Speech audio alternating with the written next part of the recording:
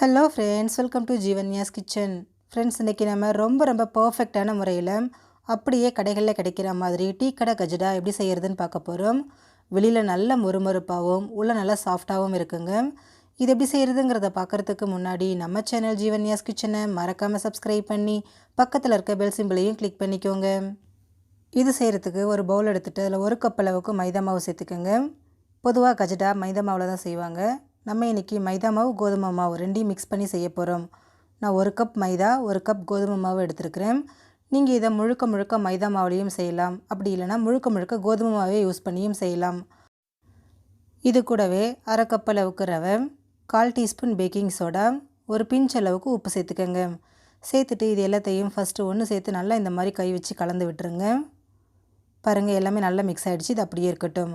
இப்போ ஒரு mixer jar எடுத்துகிட்டு அதில் ஒரு 5 ஏலக்காய், ஒரு கப் அளவுக்கு சர்க்கரை சேர்த்துக்கோங்க. சேர்த்துட்டு நல்லா ஃபைன் பவுடராக அரைச்சி எடுத்துருங்க. இப்போ இது கூட 2 முட்டையை சேர்த்துக்கிறேன். முட்டை சேர்க்க விருப்பம் இல்லாதவங்க அரை கப் அளவுக்கு ரீஃபைண்ட் ஆயில் சேர்த்துக்கோங்க. சேர்த்துட்டு நல்லா நைஸாக அரைச்சிருங்க. அரைச்சதை அப்படியே மாவோடு சேர்த்துருங்க.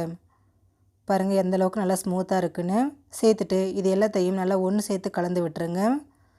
எடுத்த உடனே தண்ணி சேர்க்க வேண்டாம். ஃபஸ்ட்டு இதை நல்லா இந்த மாதிரி பிசைஞ்சு விட்டுருங்க. பாருங்கள், ஓரளவுக்கு ட்ரையாகவே இருக்குது. இப்போ இதில் கொஞ்சமாக மிக்சர் ஜாரில் தண்ணி விட்டு அலசி அதையும் இது கூட சேர்த்துக்கிறேன். சேர்த்துட்டு இது நல்லா பிசைஞ்சிக்கலாம். இதை பிசைகிறது சப்பாத்தி மாவு மாதிரி டைட்டாக பிசையாமல் கையில் ஒட்டு இல்லைங்களா, அந்தளவுக்கு இலகுவாக பிசைஞ்சிக்கோங்க. பாருங்கள், இந்த பக்குவத்துக்கு பிசைஞ்சால் சரியாக இருக்கும். நம்ம இதில் ரவையெல்லாம் சேர்த்துருக்குறோம் இல்லைங்களா, அது ஊறி வரும்போது கரெக்டான பக்குவத்துக்கு வந்துடும். அதனால் இந்தளவுக்கு நல்லா கையில் ஒட்டுற மாதிரி பிசைஞ்சிருங்க. பிசைஞ்சதுக்கப்புறமா இதை ஒரு மூடி போட்டுட்டு ஒரு அரை மணி நேரத்துக்கு அப்படியே வச்சுடுங்க. மாவு நல்லா ஊறி வரட்டும். பாருங்கள், அரை மணி நேரம் போல் ஆயிருக்கு. மாவு பாருங்கள் நல்லா ஊறி வந்திருக்கு. நம்ம ஊற வைக்கும்போது எந்த அளவுக்கு இலகுவாக இருந்துச்சு, இப்போ எந்த அளவுக்கு நல்லா திக்காகி வந்திருக்குன்னு பாருங்கள். கரெக்டான பக்குவத்தில் இருக்குது. இப்போ ஒரு கிண்ணத்தில் இந்த மாதிரி தண்ணி வச்சுக்கோங்க. வச்சுட்டு அந்த தண்ணியில் கையை நனைச்சிருங்க. நனைச்சதுக்கப்புறமா இதிலேருந்து கொஞ்சமாக மாவு எடுத்து நல்லா உருட்டிக்கங்க. மாவு உருட்டுறதுக்கு கையில் எண்ணெய் தடவணும் அப்படிங்கிற அவசியம் கிடையாதுங்க. இந்த மாதிரி கையை தண்ணியில் நனைச்சிட்டு மாவு உருட்டும் போது கையில் ஒட்டாமல் அழகாக உருட்ட வரும். பாருங்கள், இந்தளவுக்கு உருட்டிக்கங்க. இது எண்ணெயில் போட்டு பொரிக்கும் போது சைஸ் டபுள் ஆகும். அதனால் உங்களுக்கு என்ன சைஸ் வேணுமோ அதுக்கு தகுந்த மாதிரி உருட்டிக்கங்க. இப்போ ஸ்டவ்வில் கடாய் வச்சு எண்ணெய் வச்சுருக்கேன். எண்ணெய் வந்து ரொம்ப சூடாகக்கூடாது. மிதமான சூடு வந்த உடனே நம்ம ரெடி பண்ணி வச்சுருக்கக்கூடிய மாவை இந்த மாதிரி உருண்டைகளாக உருட்டி எண்ணெயில் சேர்த்துருங்க. மாவு சேர்க்கும் போதே தெரியும். பாருங்கள், லைட்டாக தான் பபிள்ஸ் வருது. இந்த அளவுக்கு தான் எண்ணெய் சூடாக இருக்கணும். சேர்த்துட்டு ஸ்டவ்வை மீடியம் ஃப்ளேம்லேயே வச்சுருங்க. அது வேகும்போது தானாக மேலே எழும்பி வரும்.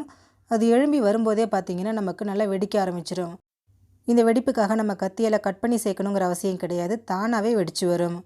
பாருங்கள், எல்லாமே மேலே எழும்பி வந்துருச்சு. எல்லாமே வெடிக்கவும் ஆரம்பிச்சிருச்சு. பாருங்கள், ஸ்டவ் வந்து மீடியம் ஃப்ளேம்லேயே தாங்க இருக்கணும். வச்சுட்டு இது அப்பப்போ இந்த மாதிரி கரண்டி வச்சு கலந்து விட்டுக்கிட்டே இருங்க.